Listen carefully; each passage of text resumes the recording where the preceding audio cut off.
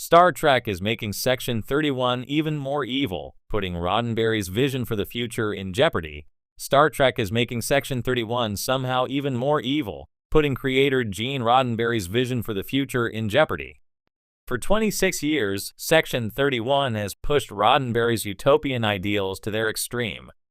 Working in secrecy, Section 31 safeguards the Federation's safety no matter the cost. Now, in Star Trek Defiant -19, new and disturbing details about the organization come to light, showing just how terrible they are. Star Trek Defiant -19 was written by Christopher Cantwell and drawn by Angel Unzueta. Chief O'Brien is working furiously to stop a Romulan invasion, working on a tip from his old friend Dr. Bashir. Bashir arrives, telling O'Brien to stand down and that he, Bashir, was in error.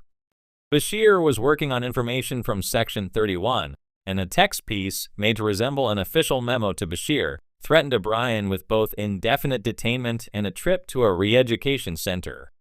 Section 31, introduced in Star Trek Deep Space Nine's 6th season, has become one of the show's lasting contributions to the overall Trek mythos. A rough equivalent to the Romulans' Tall Shire, Section 31 regularly employs brutal tactics and lethal force in keeping the Federation safe from harm. Section 31 possessed technology beyond that of Starfleet, and their ships regularly use cloaking devices which are banned in normal circumstances. The agency has since appeared in some form in nearly every Trek show since their first appearance, and will star in their own movie streaming on Paramount+. Section 31 was controversial among Star Trek fans from the get-go, and remains so to this day. Fans felt Section 31's existence ran counter to the humanist and utopian vision Star Trek creator Gene Roddenberry mandated for the show. Roddenberry believed that humanity would evolve beyond such duplicitous tactics and tricks. He envisioned Starfleet as a highly moral organization, one that took the high road every time. In Star Trek The Next Generation's first season, Wesley Crusher famously declared, "Starfleet doesn't lie." Yet lies and subterfuge form the foundation for Section 31's methods. Section 31's shady methods include torture and sabotage. The text piece mentions that O'Brien could possibly be shipped away to an unspecified location for re-education. The piece's writer does not clarify what this means, but the implication is terrifying for O'Brien. It is possible he was bluffing, but given what fans have seen of Section 31 thus far, it is not outside the realm of possibility. Indefinite containment and conditioning violates numerous galactic treaties, as well as the Federation's utopian ethos. It also seemingly violates the utopia Star Trek's creator Gene Roddenberry envisioned for humanity's future.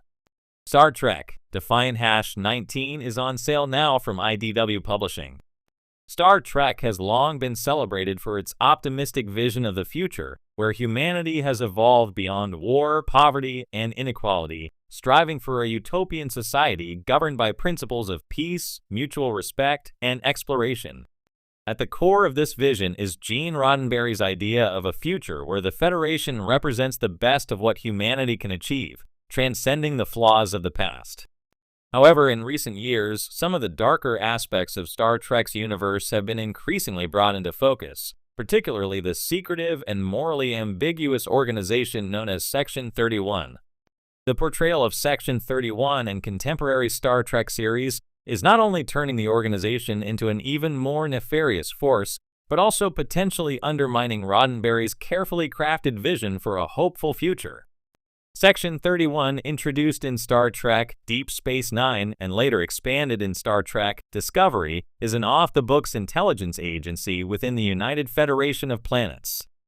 The organization operates in secrecy, engaging in morally questionable actions to protect the Federation from perceived threats.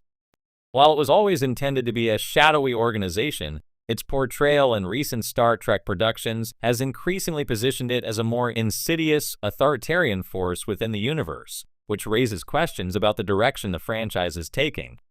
Roddenberry's vision of the future was founded on the idea that humanity would transcend its darker instincts. His Federation was a shining beacon of cooperation, a multi-species alliance founded on ideals of peace, exploration, and justice. The Federation's military arm, Starfleet, was intended to be a force for good, guided by principles of ethics and diplomacy, with its captains serving as role models of morality. Yet Section 31's very existence stands in stark contrast to this ideal. The organization operates in the shadows, justifying its covert, often morally gray actions as necessary for the survival of the Federation. But in doing so, it challenges the very ideals that Star Trek was built upon. In Star Trek Discovery, Section 31 is depicted as a powerful and almost omnipresent entity within the Federation. The portrayal of Section 31 in Discovery's latest seasons casts a long, troubling shadow over the future of the franchise. Far from a fringe element, the organization is depicted as a key player in Federation security, with its operatives acting as ruthless agents willing to do whatever it takes to protect the Federation, even if it means committing atrocities.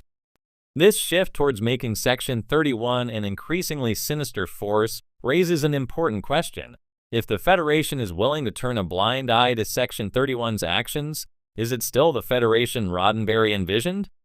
One of the central issues is how Section 31's methods conflict with the values that Star Trek has long championed. The organization is willing to sacrifice its moral compass for the sake of expediency, embracing deception, manipulation, and even assassination in the name of protecting the Federation. The message this sends is troubling, that when faced with a threat, even the most enlightened society may abandon its ideals. This undermines the core concept of Star Trek, which suggests that humanity, through reason and empathy, can rise above its base instincts and create a society that values justice, equality, and peace. The shift toward an even more morally ambiguous Section 31 also diminishes the narrative potential for Star Trek to explore the complexities of human nature. In earlier series like The Next Generation, the focus was on diplomacy, ethical decision-making, and the idea that even when faced with difficult choices, there was always room for moral growth. The rise of Section 31 as an unchecked, powerful entity within the Federation stifles these discussions, replacing them with narratives of shadowy intrigue and conspiracy, as if the only way to protect peace and order is through force and subterfuge. This represents a stark departure from the more nuanced and hopeful storytelling that made Star Trek groundbreaking in the first place. Moreover, this shift risks turning Star Trek into something that closely resembles the very authoritarian regimes it once critiqued. In the early seasons of Deep Space Nine, when Section 31 was first introduced, it was clear that the organization was intended to serve as a cautionary tale. It highlighted the dangers of unchecked power and the moral compromises that come with protecting a utopian society. But in recent portrayals, Section 31 is positioned more as a necessary evil, an organization that must be tolerated, even embraced, in the face of existential threats. This transformation makes it harder to distinguish the Federation from the very powers that Star Trek once warned against: the corrupt, shadowy organizations that operate outside the law for the greater good.